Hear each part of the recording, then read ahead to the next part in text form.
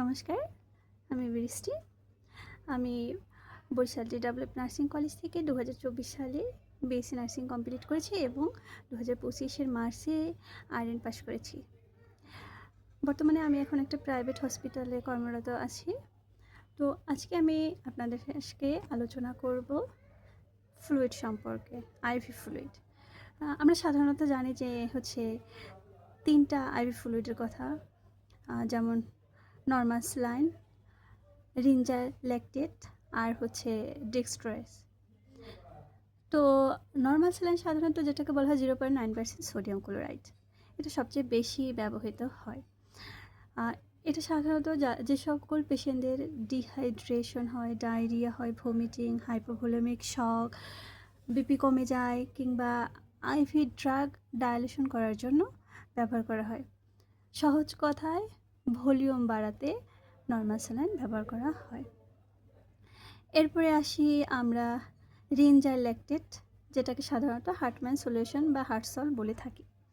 তো এটা সাধারণত আমরা burn patient, trauma patient, surgery কিংবা হচ্ছে সিভিয়ার ফ্লুইড লস এই সকল পেশেন্টকে ব্যবহার করে থাকে।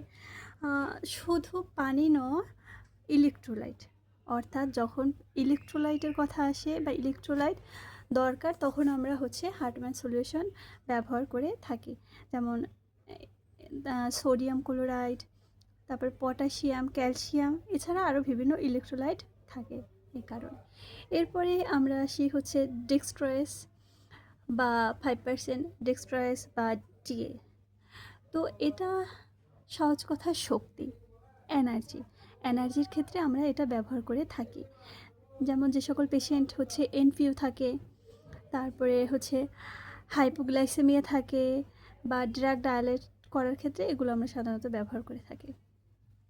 তো এখান থেকে আমাদের হচ্ছে বিভিন্ন পরীক্ষাতে হচ্ছে যখন কোশ্চেন আসে তখন সহজ কথায় কোশ্চেন আসে এরকম যে যখন কোনো পেশেন্টের হচ্ছে ব্লাড সুগার কমে যায় তখন আমরা কোন স্যালাইন ব্যবহার করি।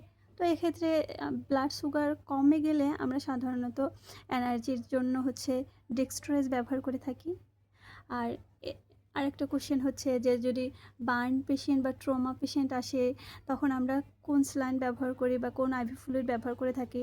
তো এক্ষেত্রে হচ্ছে রিঞ্জার ল্যাকটেট ব্যবহার করে থাকি, মানে হার্টম্যান সলিউশন।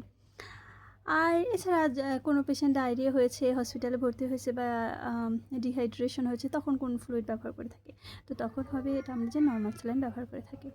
তো এই হচ্ছে মোটামুটি আজকে আইভি ফ্লুইড 3টে সম্পর্কে ধারণা দিলাম। পরবর্তীতে অন্য কিছু জানানো হবে। ঠিক আছে, ধন্যবাদ সবাইকে।